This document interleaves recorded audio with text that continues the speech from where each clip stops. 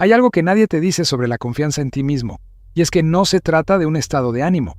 No llega el día que por fin te despiertas sintiéndote invencible, ni aparece después de que alguien te da un reconocimiento que llevabas tiempo esperando. La confianza en ti mismo es una consecuencia. Es lo que queda después de que actuaste cuando tenías miedo, después de que hiciste algo que no te garantizaba el resultado, después de que elegiste moverte en lugar de esperar. Eso es lo que vamos a trabajar hoy. No motivación, no frases que se evaporan en 20 minutos. Vamos a trabajar la mecánica real de cómo se construye la creencia en uno mismo, por qué la mayoría de las personas la destruye sin darse cuenta y qué hace diferente a alguien que genuinamente cree en lo que es capaz de hacer. Y hay algo en este tema que me parece fascinante desde un punto de vista científico. Investigadores de la Universidad de Melbourne estudiaron durante años qué distingue a las personas con alta autoconfianza de las que no la tienen, y encontraron algo que contradice todo lo que el mundo del autodesarrollo lleva décadas repitiendo. La diferencia no estaba en los pensamientos positivos, no estaba en la ausencia de miedo, estaba en una sola variable, el umbral de acción.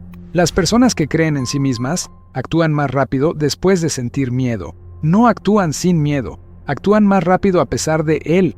Esa diferencia de segundos, repetida miles de veces a lo largo de una vida, produce dos personas radicalmente distintas. Piensa en eso. No es que ellos no sientan lo mismo que tú, es que el intervalo entre sentir el miedo y moverse de todas formas es más corto, y ese intervalo se entrena, se acorta con la práctica. Eso significa que la confianza no es un punto de llegada que algunos alcanzan y otros no. Es una habilidad que se afila o se oxida dependiendo de lo que haces cada día, con las decisiones pequeñas que nadie más ve. Ahora quiero que pienses en alguien que conoces, puede ser alguien de tu círculo cercano o una figura pública que irradie esa confianza que estamos describiendo. Obsérvalos bien, lo que vas a notar no es ausencia de dudas, es que las dudas no los detienen. Esa persona sigue hablando aunque la voz le tiemble, sigue presentando la idea aunque no esté seguro del resultado, sigue dando el paso aunque el suelo no esté completamente firme. Y cada vez que hace eso, cada vez que elige la acción sobre la espera, algo dentro de ellos se consolida, una certeza que no vino de afuera, sino que se construyó desde adentro. Eso es exactamente lo que nos separa, no el talento, no el origen, no las circunstancias. Lo que nos separa es lo que hacemos en el momento exacto en que el miedo llega. Déjame decirte algo sobre el cerebro que cambia la forma en que entiendes todo esto. El cerebro humano tiene una estructura llamada amígdala, que es básicamente el sistema de alarma del organismo. Cuando percibe una amenaza, activa una respuesta de estrés en milisegundos. Y aquí está lo que muy poca gente sabe. El cerebro no distingue con precisión entre una amenaza física real y la incomodidad social de hacer algo que te expone. Para la amígdala, hablar frente a un grupo, iniciar un proyecto sin garantías de éxito o tomar una decisión importante activa respuestas biológicas similares a las que activaría una amenaza concreta. Tu corazón se acelera, tus palmas sudan, tu mente busca la salida más rápida, y esa salida casi siempre tiene el mismo nombre: esperar.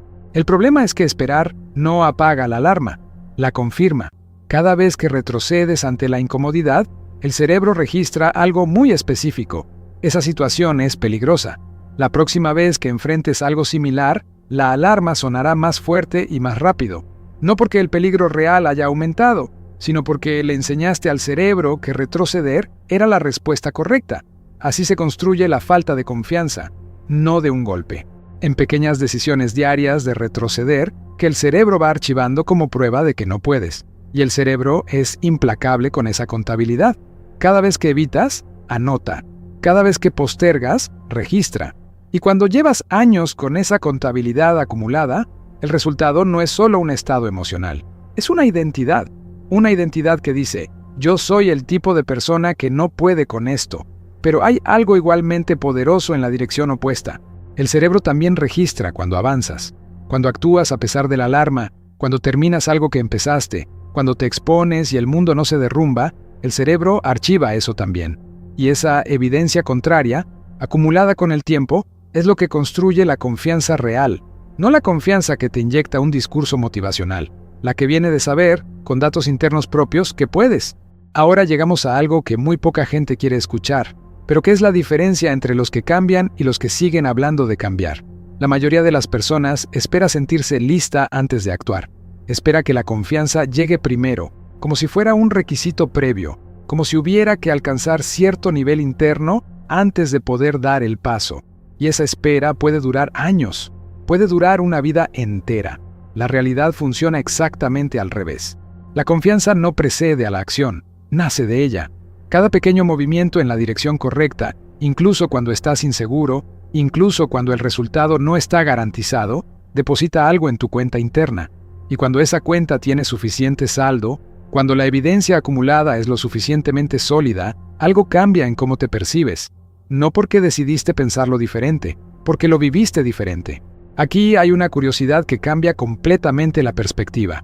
El psicólogo William James, considerado el padre de la psicología moderna en Estados Unidos, planteó en el siglo XIX algo que la neurociencia contemporánea confirmó más de 100 años después. Decía que los seres humanos no actuamos porque nos sentimos de determinada manera. Nos sentimos de determinada manera porque actuamos. Si quieres sentirte valiente, haz algo que requiera valentía. Si quieres sentirte capaz, ejecuta algo que requiera capacidad. El sentimiento no es el punto de partida, es el resultado. Esta inversión cambia todo, porque si esperas sentirte listo, estás esperando el resultado antes del proceso. Estás poniendo el carro delante del caballo y preguntándote por qué no avanza. El proceso es al revés. Primero actúas con lo que tienes, aunque sea poco, aunque sea con miedo, aunque sea imperfecto, y de esa acción emerge el sentimiento que buscabas. Y hablando de imperfección, tenemos que hablar de algo que silenciosamente destruye más confianza que cualquier fracaso externo. Se llama perfeccionismo, y disfrazado de estándar alto, es probablemente el mecanismo de autosabotaje más sofisticado que existe. El perfeccionista no tiene miedo al fracaso, tiene miedo a ser visto como alguien que no está a la altura, y esa diferencia es crucial, porque el que tiene miedo al fracaso puede aprender a fallar mejor, pero el que tiene miedo al juicio construye sistemas cada vez más elaborados para evitar ser evaluado. Pospone. Perfecciona el plan en lugar de ejecutarlo. Investiga en lugar de intentar. Habla de lo que va a hacer en lugar de hacerlo. Y en ese ciclo, la confianza no crece, se encoge. Brian Tracy, que dedicó décadas a estudiar los patrones de comportamiento de personas de alto rendimiento en todo el mundo, identificó algo que llamaba el ciclo de refuerzo del ganador. Y la mecánica es simple pero poderosa. El ganador no empieza con más confianza, empieza con la disposición de intentar algo que puede salir mal. Esa disposición produce resultados, incluso si son parciales o imperfectos. Esos resultados, por modestos que sean, producen evidencia. Y esa evidencia produce más disposición a intentar. El ciclo se alimenta a sí mismo. Pero alguien tiene que dar la primera vuelta. Alguien tiene que entrar al ciclo desde cero, sin la garantía del resultado. Y esa primera vuelta siempre requiere lo mismo. Actuar sin saber con certeza cómo va a terminar. Eso no es irresponsable, es exactamente lo contrario. Es la forma más inteligente de construir algo sólido, porque está basada en evidencia real, no en autoconvencimiento. Ahora hablemos del error que más caro cuesta cuando se trata de la creencia en uno mismo, y es uno que casi todos cometemos sin darnos cuenta. Se llama comparación asimétrica. Funciona así. Comparas tu interior con el exterior de los demás. Ves el resultado visible de alguien, su éxito, su seguridad aparente, su manera de moverse en el mundo, y lo comparas con tu proceso interno, tus dudas, tus miedos, tu caos íntimo. Y esa comparación siempre sale mal para ti, no porque seas inferior, sino porque estás comparando cosas que no son comparables. Lo que ves en los demás es la versión editada. Lo que ves en ti mismo es el material en bruto. Nadie ve tus logros con la misma claridad con que ves los suyos. Y nadie ve sus dudas con la misma claridad con que ves las tuyas. Cuando entiendes esto, la comparación empieza a perder su poder. Porque ya no estás comparando realidad con realidad. Estás comparando tu interior con la fachada de alguien más. Y eso nunca fue una comparación justa. Lo que sí tiene sentido comparar es tu versión de ayer con tu versión de hoy. Esa es la única comparación que produce información útil. ¿Qué hice hoy que hace 3 meses no habría hecho? ¿Qué conversación tuve que antes habría evitado? ¿Qué decisión tomé que el año pasado habría postergado indefinidamente? Ese registro, esa mirada hacia atrás sobre el propio crecimiento, es el combustible más limpio que existe para seguir avanzando. Hay un concepto en psicología que se llama autoeficacia, y fue desarrollado por el psicólogo Albert Bandura en los años 70. La autoeficacia no es autoestima. No es creerse mejor que los demás ni sentirse bien consigo mismo en abstracto. Es algo mucho más específico y mucho más poderoso. Es la creencia en la propia capacidad para ejecutar comportamientos necesarios para lograr resultados específicos. En términos simples, no se trata de creer que eres bueno en general. Se trata de creer que puedes hacer esta cosa concreta que está frente a ti ahora mismo. Y Bandura encontró algo que cambia la conversación completamente. La autoeficacia no se construye principalmente con pensamientos. Se construye con 4 fuentes muy específicas. La primera y más poderosa es la experiencia directa. Haber hecho la cosa y haber sobrevivido, o mejor aún, haber tenido éxito. La segunda es la observación de otros similares a ti logrando la cosa, lo cual le dice a tu cerebro que si ellos pudieron, tú también tienes esa posibilidad. La tercera es la persuasión social, que es cuando alguien en quien confías te dice que puedes. Y la cuarta es el estado fisiológico, que es aprender a interpretar los nervios como preparación y no como advertencia. Todas las 4 fuentes tienen algo en común. Ninguna es solo mental.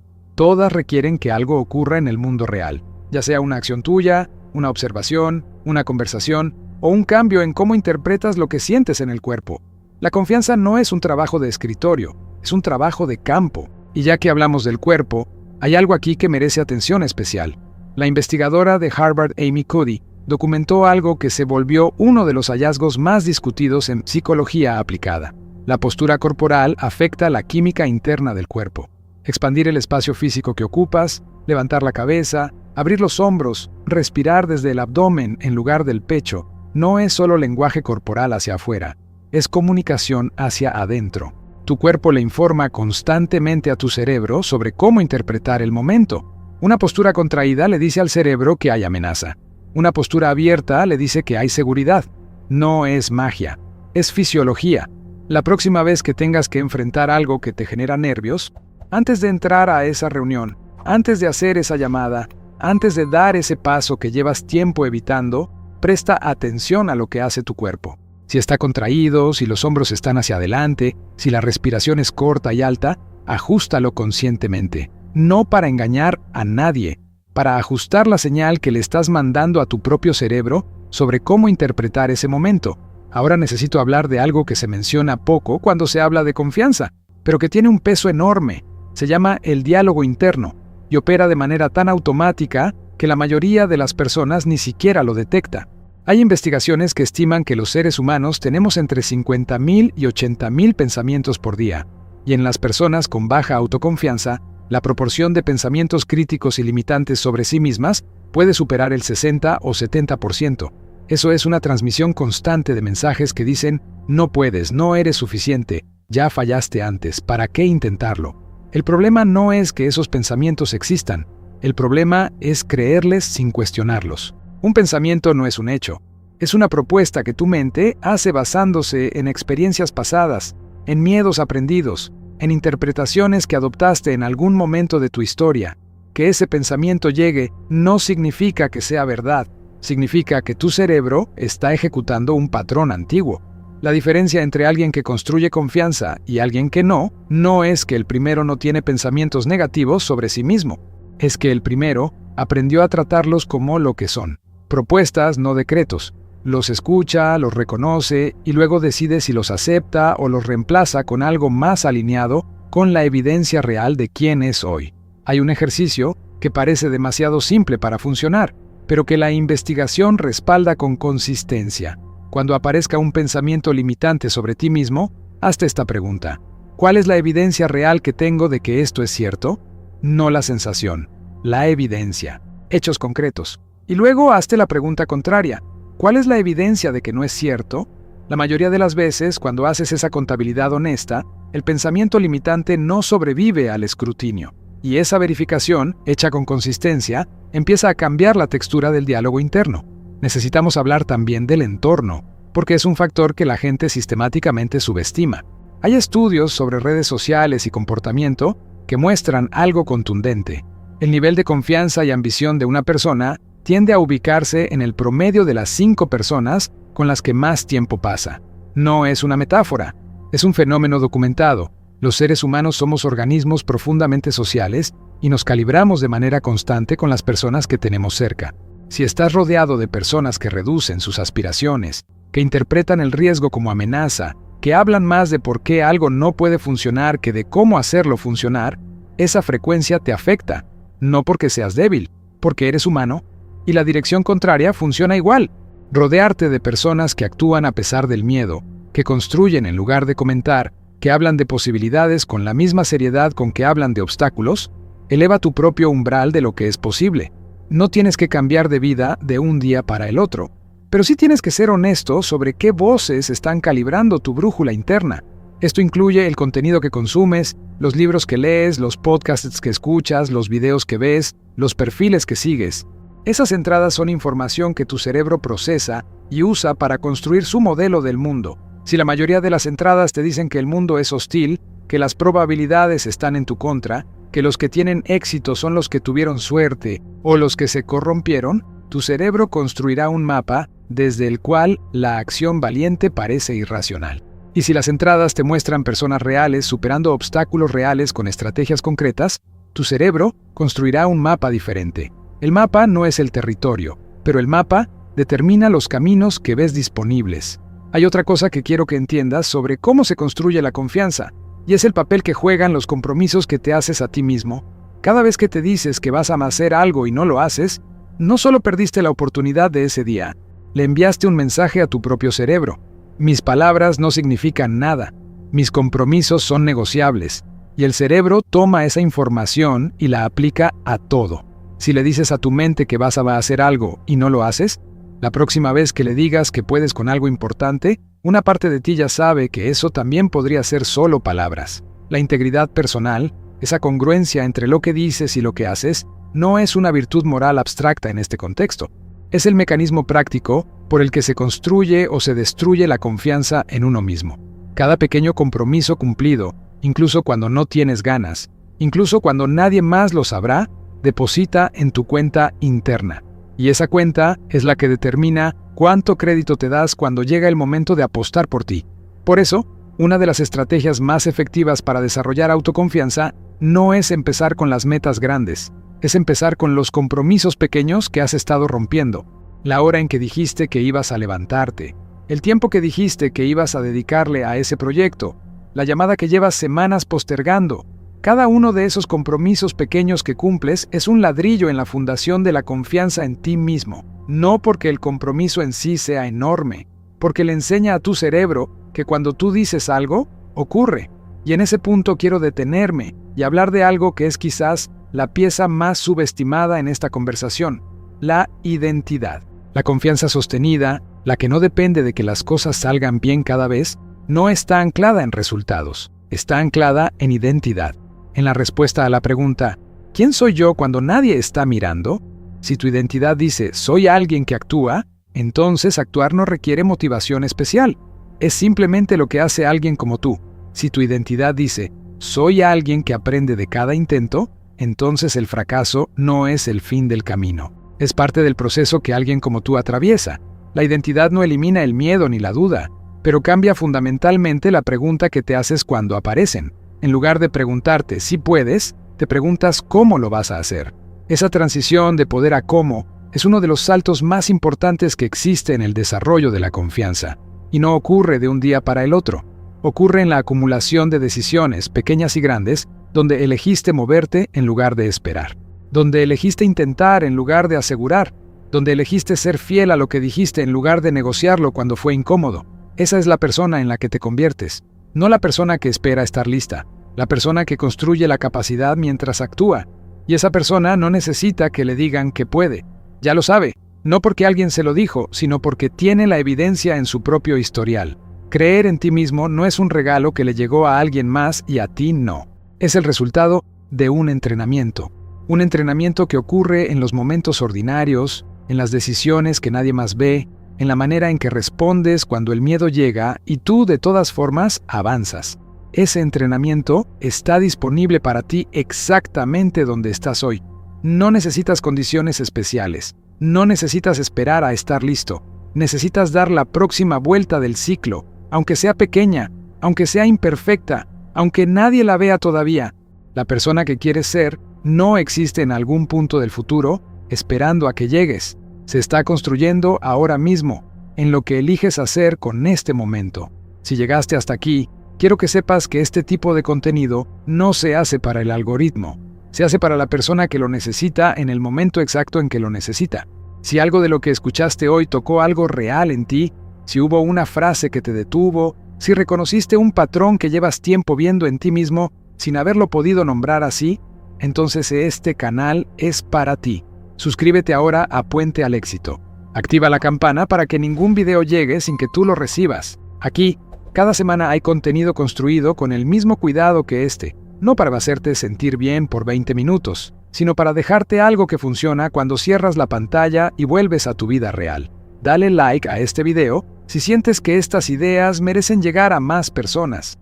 Ese gesto simple le dice al algoritmo que este contenido vale la pena y permite que alguien que lo necesita lo encuentre mañana. Y ahora, el comentario. Escríbenos ahora mismo, sin pensarlo demasiado. Cuéntanos cuál fue la idea de este video que más te golpeó. ¿Qué reconociste en ti mismo mientras escuchabas? ¿Qué es lo que hoy vas a hacer diferente? Y dinos algo que genuinamente queremos saber. ¿Desde qué ciudad y desde qué país nos estás viendo hoy? Esa información nos importa porque Puente al Éxito existe para personas reales en lugares reales que decidieron que su historia va a ser diferente a partir de ahora. Escríbelo. Estamos leyendo cada palabra. Puente al Éxito. Hasta el próximo video.